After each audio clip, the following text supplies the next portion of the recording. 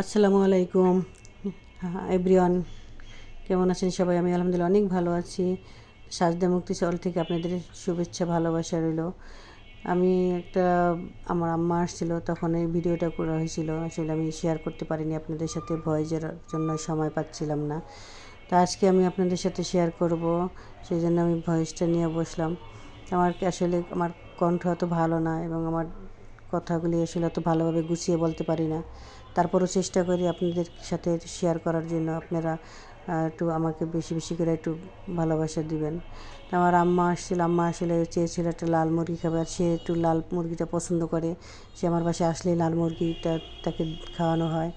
আর সে চেয়েছে আসলে মা বাবাকে, তারা যদি কিছু চায় সেটা দিতে পারলে সন্তানের কাছে খুবই আনন্দিত লাগে এবং আল্লাহও খুশি হয়।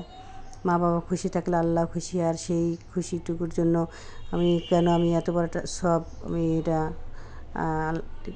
ক্রেডিটটা নিব না বলেন। তা যে সেই জন্য আমি লাল মুরগি আনছি। মুরগিটা রান্না করলাম। মুরগিটা অনেক তৈলাক্ত ছিল, খুবই বড় ছিল। তা বড় না হলে আসলে খেতে এটা অতটা ভালো লাগে না। তার পাশাপাশি আমি আসলে মুরগি রান্না করব, তো একটু পোলাও রান্না করব না, সেই পোলাও চালটা আমি একটু ভিজিয়ে নিলাম, ধুয়ে এটা ভিজিয়ে রাখলে আধা ঘন্টা চালটা, তাহলে পোলাওটা অনেক সফট হয়। সেই জন্য আগেই আমি একটু ভিজিয়ে রাখলাম। তো এখন এইটাও আসলে আমার আম্মুর এই চাওয়া ছিল। সেটা তার কাছে জিজ্ঞেস করছিলাম সে কী মাছ খাবে, বলছিল আমাকে শোল মাছ নিয়ে আসিস। তা শোল মাছ আসলে অত বড় মাছ পাইনি, ছোট দেখেই পেয়েছিলাম।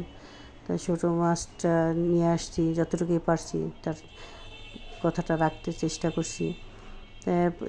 মুরগিটা কষানো হয়ে গেছে, একটু কষিয়ে ঝোল দিয়ে দিলাম।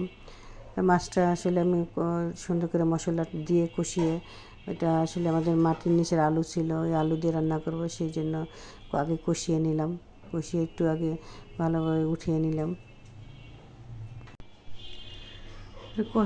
ভালোভাবে কষিয়ে এলে মাছটা আসলে লবণ ঢুকে। আর শোল মাছটা এই শীতের সময় খুবই খাবারে সুস্বাদু এবং এই শীতেই ভালো পাওয়া যায়। আগে পেলেও সেটা আসলে অতটা ভালো হয় না। আর এখন শোল মাছটা রান্না করে সকালে খেলে অনেক টেস্ট ভালো লাগে, মজা লাগে। তাই আমি মাটির আলু দিয়ে কষিয়ে মাছটা উঠিয়ে তারপরে সে আলু দিয়ে দিলাম। তো মাছটা অনেক কালারটা সুন্দর হয়েছে, খেতেও ভালোই লাগছে, খেয়ে নিছি। আমার ভিডিওটা ভালো লাগলে আপনারা অবশ্যই লাইক শেয়ার কমেন্ট করবেন। আমি সাথে একটু জলপাই দিয়ে দিছিলাম। জলপাই টকটা আম্মু বলতেছিল যে আসলে একটু টকটক লাগলে ভালো লাগবে না, 2টা জলপাই দিয়ে দে, তাই করলাম। আপনাদের কাছে ভালো লাগলে, কেমন লাগে আমি জানি না, আপনারা দিয়ে দেখতে পারেন। আমি তার সাথে একটু বেগুনও ভাজা নিয়ে নিয়েছিলাম। বেগুন আমার আসলে বড় বেগুন ছিল না, চিকন বেগুন ছিল। সেটাই যাই হোক, পোলাওর সাথে বেগুনটা ভালো যায়, তাই ভাবলাম একটু রান্না করি। সাথে পুঁই শাক রান্না করছি, এটা আপনাদের সাথে শেয়ার করতে পারি নাই। সাদা পোলাও রান্না করলাম, কালারটা খুবই সুন্দর হয়েছে।